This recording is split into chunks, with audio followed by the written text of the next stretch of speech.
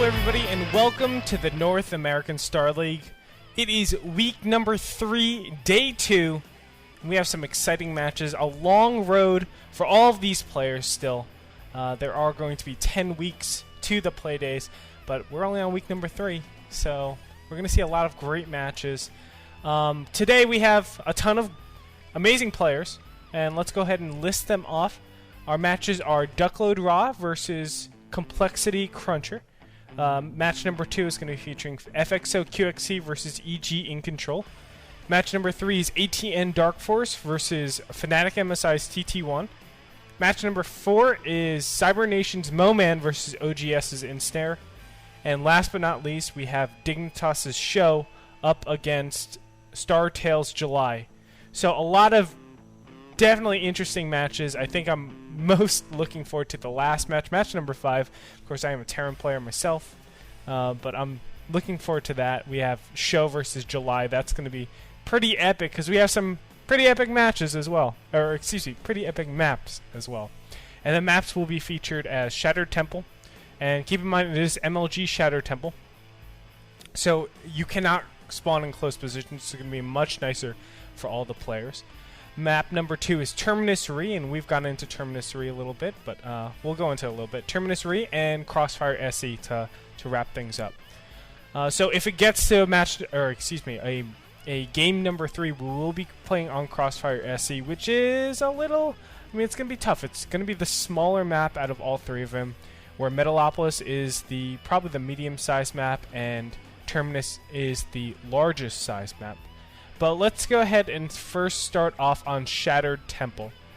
Shattered Temple is a map, we've seen it multiple times before, where you can get a pretty easy third. That's the biggest thing. The third you can see in the top left and the bottom right, those island expansions are very accessible by destructible rocks.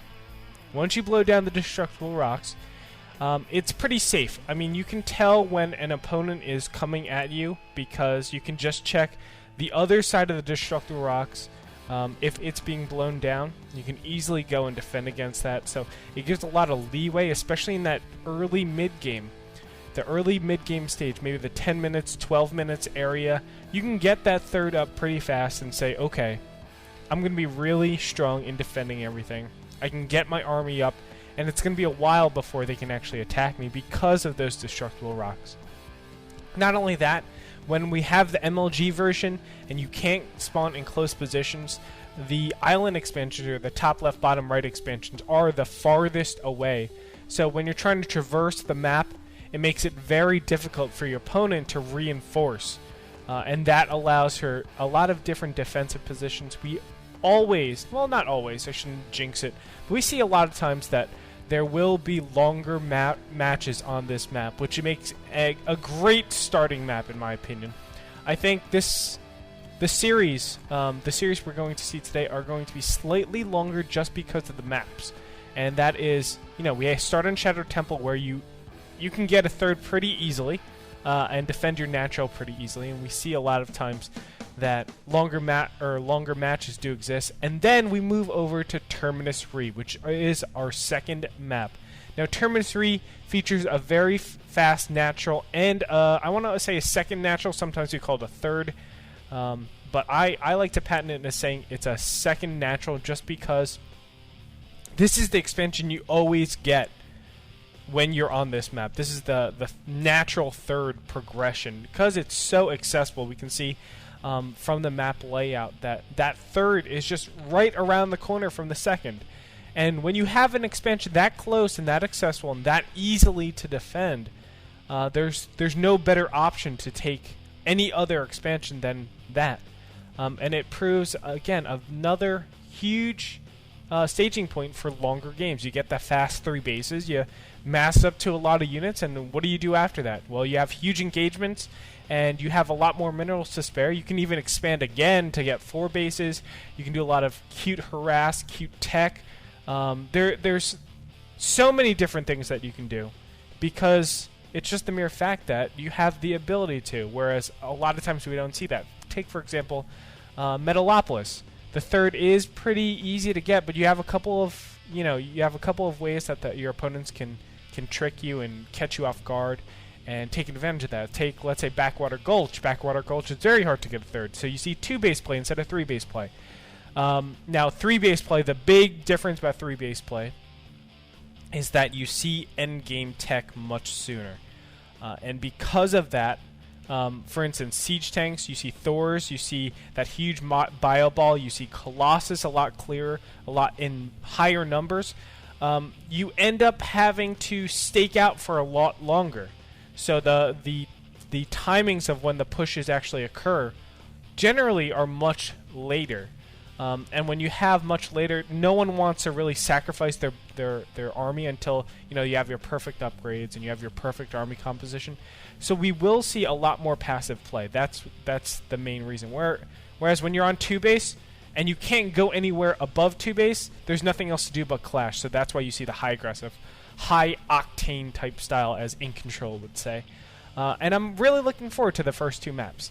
So just looking at the first 2 maps, it's going to favor who's the more macro-intensive player, who is going to be the person that can keep to their plan, get their build orders, get their foundation down, and really take advantage of the map lineup. Of course, we move on to our last map. Let's go ahead and talk about Crossfire SE.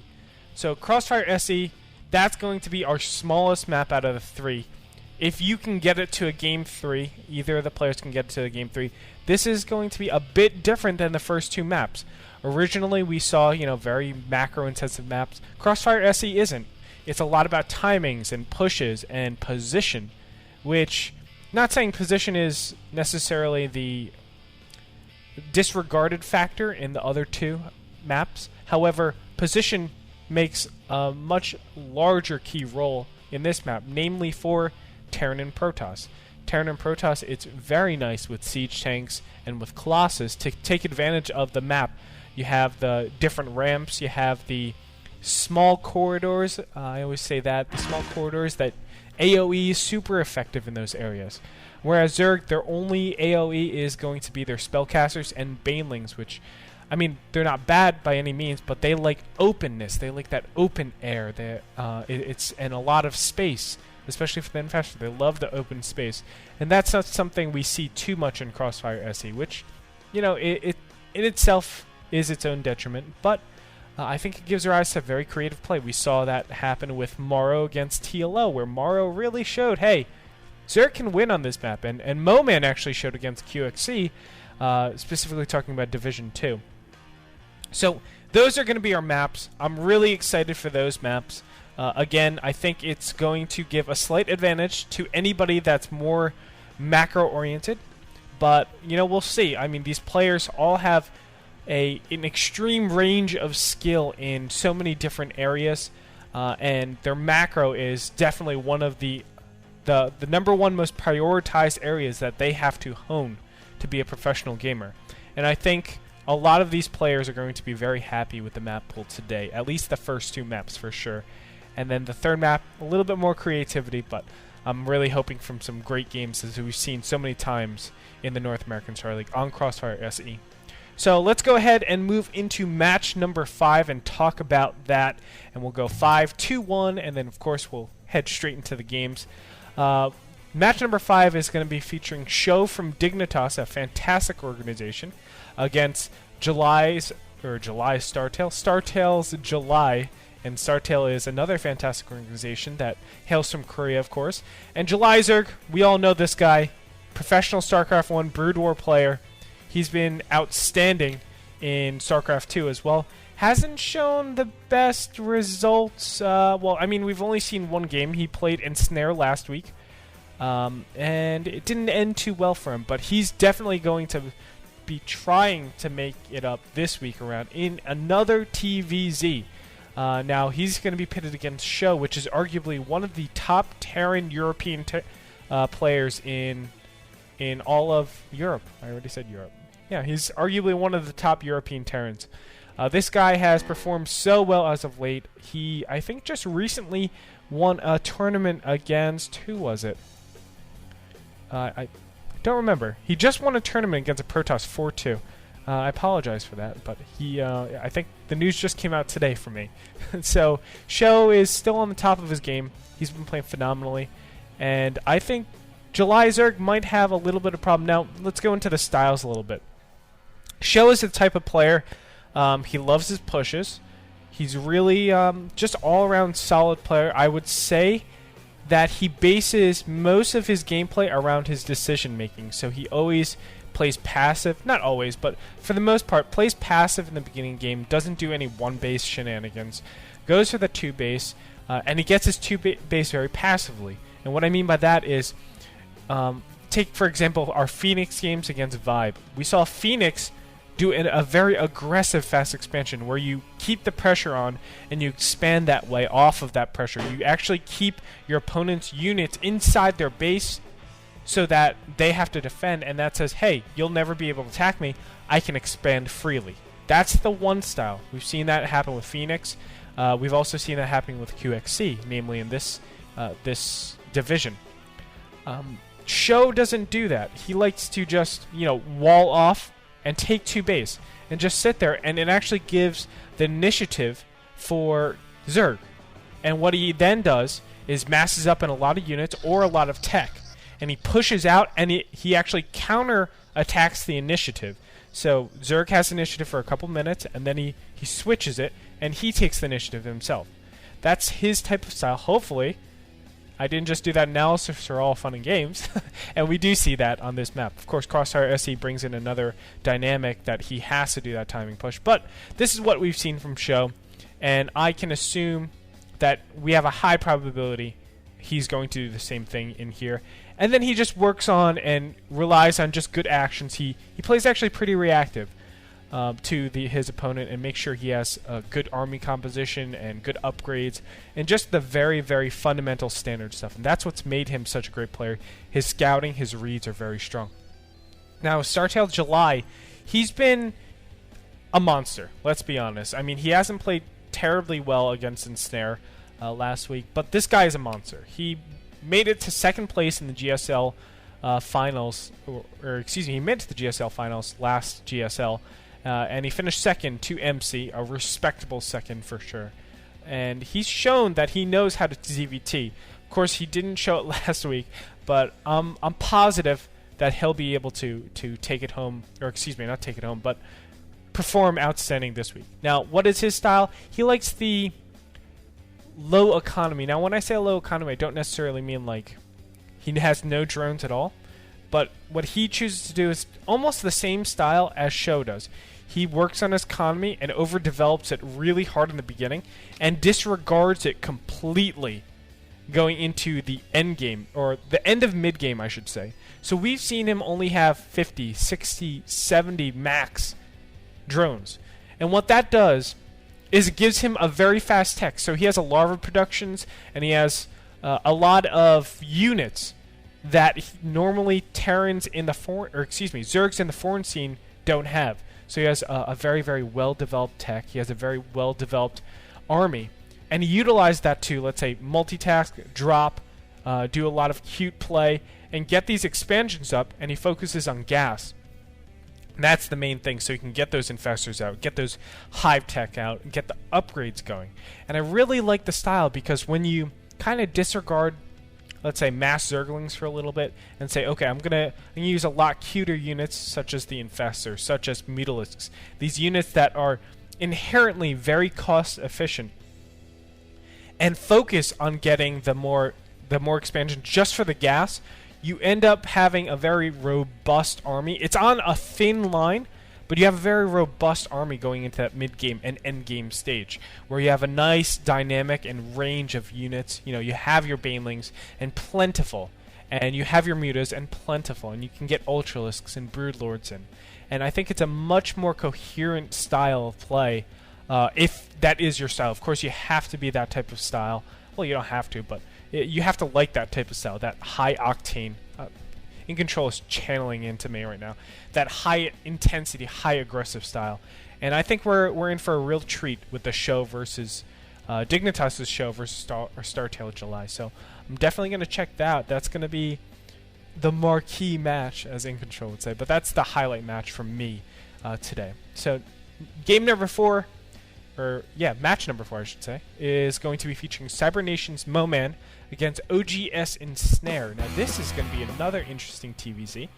Moman, I think, he's had a good run, and this guy has not been given enough credit where credit is due. He took out the All-American Terran QXC, FXO's QXC, in the first week, and then, unfortunately, he lost to Dark Force the second week. But Dark Force, he's no slum himself. He's been playing fantastic. That's another subject. We'll get to that later. Moman, he's definitely shown that he has the skills and he has the dynamics to be able to play at the top tier level. The biggest game to me, was QXC. He was able to have a very innovative style, especially the game on Crossfire SC. If you haven't checked that already, please do check that out in the VOD section in the NASL. He's shown to have a very unique style. He got those fast mutas without even getting Baneling tech, and he's able to parry a very huge timing. We've seen him play very macro-oriented on Backwater Gulch. He played phenomenally well, able to multitask, able to keep his composure, and just play his style of game. He had a counter-attacking style of play, and it paid off very, very well. I think Moman's style would be characterized as a very abusive style. He likes to really take advantage of... Let me think about this. He likes to take advantage of position more than anything. And he understands that Terran is more of a slower race than Zerg. So rather than always taking the fight to Terran, trying to bust into positions, he'll just patiently wait for them to leave and then counterattack. And this counterattack style, we've seen it in StarCraft 1. Now we're seeing it again in StarCraft 2. Abusing mobility of Terran, his overall theory is, you're so much slower than me and you're so much better defensively. So why would I ever attack into you? Rather, I'll wait until you get out of position and then counterattack. Now, I might force a base trade, but effectively what I'm doing is I'm forcing you to attack into a position rather than you defending a position. That's where you're going to be weakest rather than attacking at your strongest point. So it's a very different style. We haven't seen it too much in the scene, but I really like it. It's a nice breath of fresh air, if you will. And I think Moman will bring his A game now. He has a very tough opponent, OGS Ensnare. This guy, he's been playing pretty well as well. He beat July Zerg 2-0 last week, although he did fall to EG's In Control the first week. But this is a Terran vs. Zerg. He has the micro. He lost something like 1 Marine and netted 8 drones last time he played against July, which is pretty insane. The micro that went into that was amazing. And I'm really looking forward to him. We didn't see a ton of late game play from him, but I can tell you already, the guy loves units. The guy loves units. Now, that can be a detriment or it could be a very huge advantage, I think, against Moman's style, where Moman looks to counterattack. I think OGS Ensnare's style is a perfect counter, and why? Well, when you overdevelop your units, like OGS Ensnare does, and what he does is he gets a lot of production facilities and kind of skimps on the upgrades, kind of skips on the tech, doesn't go crazy into it, gets his gas, his 3rd and 4th gas a little bit later. But when you start to do that, you have a lot more units in the beginning, and you let it snowball, and then he takes expansions a little later. But with Moman's style, he relies on the Terran being very active and having, a medium size of units, the same size he does, and then he counterattacks. But when you have a lot of production, your reinforcements might be able to aptly defend against your opponent when the counterattack goes on. So if OGS Ensnare pushes out, the reinforcements might be enough to counter all of Moman's attack pretty effectively. Now, of course, I'm going off of kind of a small sample set, but I think that Ensnare has the style, as I've seen him in previous games, and he's had generally the same style throughout all. I think he has a good style in pitting against this. So really, I think it's going to come down to, can Moman do enough damage in the counterattacks, or will we just see, OGS Ensnare do this one huge push and the counterattack gets deflected, and Mo-Man might run into a lot of trouble. I'm not sure. That might be how the game goes down. That might not be. We're going to see. I mean, a lot can happen once each of these players analyze each other's replays. I don't know, but I'm definitely looking forward to this series as we have another epic TVZ. So moving on to match number 3, we have ATN Dark Force versus Fnatic MSI's TT1. Now this will be a PVZ, and let me tell you, Dark Force, he's been looking pretty good. He didn't do too well against Cruncher, however. He did lose, I do believe it was 2-0 the first week, and then he followed that up by going 2-1 against Mo-Man the second week. Now he's going to be pitted up against TT1. Fnatic MSI's TT1, he is a teammate of mine as well, so I know his style very well. He just likes the mass up on 2 base and then slowly get your 3 base. I think he's a very, very standard style of PVZ. Loves the sentry play, and he looks to have very, very strong retention of sentries. Me and him were talking before about PVZ, and I was saying, okay, so tell me what your style is. And he says, my style is the most standard style ever. And okay, there's not much to that, but we've seen him do Mothership as well. We've seen him do just the regular huge ball. The Mothership is almost like a Kiwikaki tribute. Him and Kiwikaki talk a lot about PVZ. And if it gets to that end game, I can expect that. The Mothership is a very powerful unit, makes your units extremely cost efficient. And I think it offers a lot of different types of play. You can do recalls, you can do Vortex, which is what we saw in the Kiwikaki versus Maro matches yesterday. But I think TT1, he offers a very good style. It's just going to be a very standard robust. Now, we did get a good sample. Well, we did get some good series with Dark Force against Cruncher, where we saw Cruncher basically win most of the matches. I think Dark Force's style is a very macro-oriented style as well. He likes to just sit on bases, get that economy roaring, and really just overwhelm his opponent at the end game. However, this style of Zerg, I don't think it does well to the robust army composition of Protoss. So I think Dark Force might have to change it up a little bit. TT1 is a very passive PVZ player. He likes the macro-oriented style as well.